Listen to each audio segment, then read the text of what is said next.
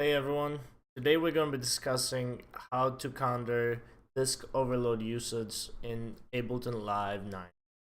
This actually applies in every single version of Ableton, however though Live 9 is the one I'll be using.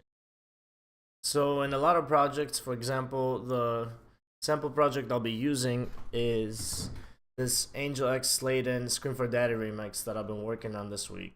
And as you can see, it has a lot of tracks right here.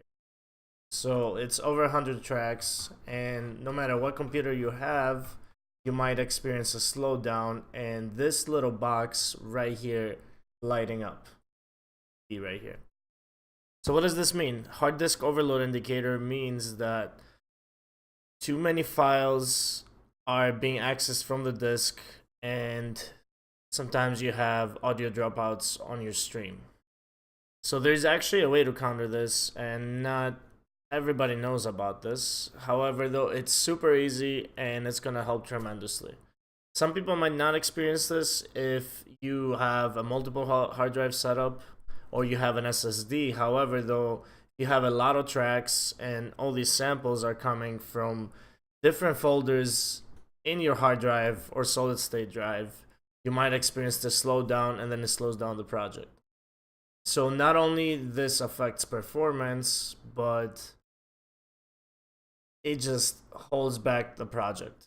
However, though, there is one issue before you do this. The issue is that if you do this in every single project, essentially what you're doing is you're copying those files and you're copying them in the current project folder.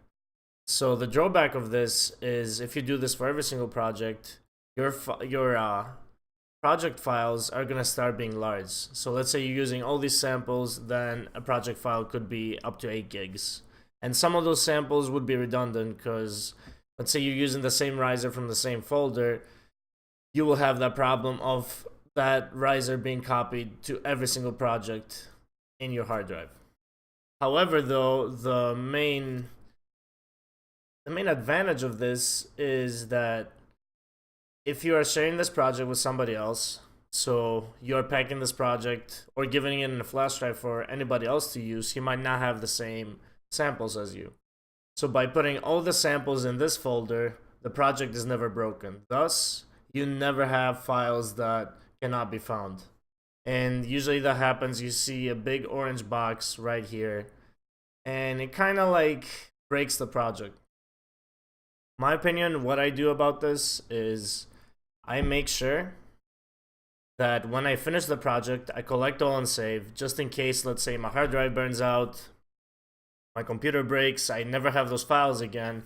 At least I know that when I reopen this project, every single file is going to be over there. So this is super quick and easy. You have your project. As you can see here, there's over 100 tracks. And all you have to do is you go right here in the file section, and you hit collect all and save. Then you're given a couple choices. So one is files from elsewhere. You definitely want this clicked because that kind of just grabs files from anywhere that's not in these projects. Usually all my files are from the user library, so let's say you don't want to reuse those files, you don't want them copied in this, you don't have to do that. You can unclick this option. From other projects, same concept. Usually the main option I leave unlocked would be files from factory packs. So all the factory packs are pre-installed. If somebody else has Ableton, if they have Suite, most likely they have the same packs as you, unless it's, let's say, the 500K pack that not everybody has, that Ableton was giving out for free, which actually might help out if you click yes. In this instance, we're just going to click yes on the first 3 options, and we're going to hit OK. And now it's copying every single file from that folder, from all the other separate folders, into the same project folder. So Ableton knows that all these files, it can read them through the same project. So everything is in one folder. So actually the disk, which in this case, all these files are in the hard disk drive, Caviar Black from Western Digital, the disk doesn't have to turn to different positions to find those files, which would be what the slowdown occurs from.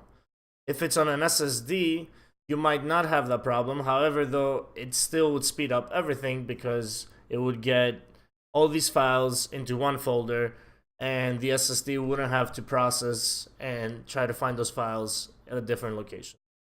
So I'm going to repeat this again. It would be file, and collect all and save. And make sure you definitely have the first three options. If you are worried about factory packs, you know, playing a role that the other person that you're collaborating with doesn't have them, then you can click yes. But in my case, it doesn't apply. And that is it. And that is how you stop the disk overload indicator from actually occurring and your project from having audio dropouts from the hard disk. Thank you for tuning in. I hope this helps.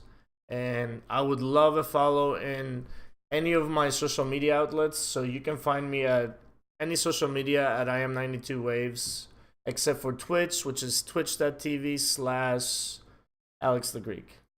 Thanks for tuning in, and I hope this tip helped you.